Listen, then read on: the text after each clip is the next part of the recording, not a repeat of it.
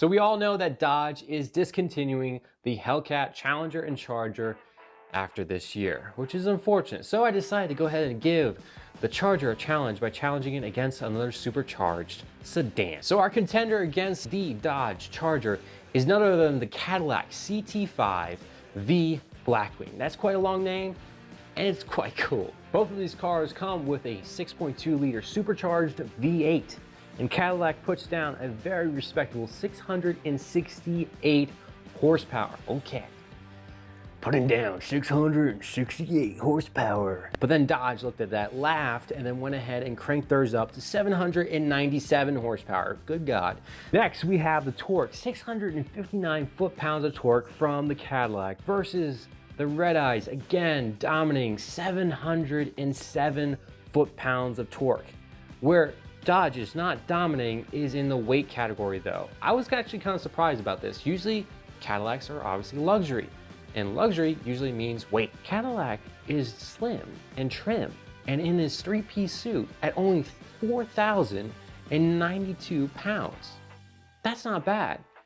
Now, Dodge is still in his tracksuit that is a suede pink with those nice little stripes going down there, and weighing at 4,654 pounds. So almost half a ton, or not half a ton, a quarter ton more. I can do math on the fly. I just have to correct myself.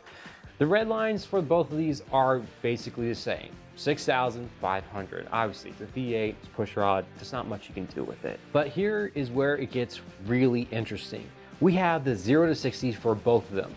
Nearly identical. 3.4 for the Caddy, 3.5 for the Hellcat. Yes, Caddy. Now, if you guys are wanting to count that 10th off, usually I don't. I usually go ahead and say, hey, listen, it's close enough that some error from one driver or something for the car, if it doesn't have the right traction, gets the right traction on the launch, then it's gonna lose.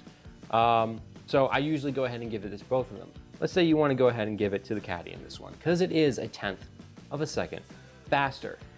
The quarter mile tells a little bit of a different story. Caddy does it in 11.6, while the Dodge does it in 11.5. It makes more sense because, or it makes sense because there's more horsepower when it comes to the Hellcat. So either you can give both of these 1 point each for each of these because it's a tie, or you can go ahead and vary it where the Caddy gets 1 for the 0 to 60 and the Dodge gets 1 for the quarter mile, evening them both out. So either way, everybody is happy. And I like that.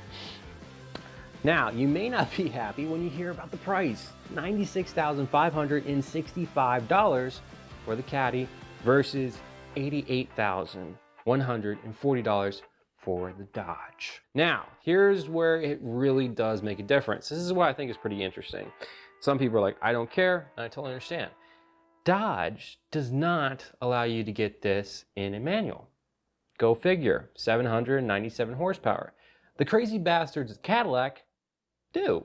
You can actually get the Cadillac CT5 V Blackwing in a manual. So amazing. So if you want to have a little bit of fun rowing gears, you only have one choice. But if you're fine with the less quality, let's be honest, from a Dodge, but still amazing horsepower, obviously amazing horsepower, but the performance is pretty much the same besides that. So it really depends on how much luxury you want, if you want a manual, and how big your wallet is.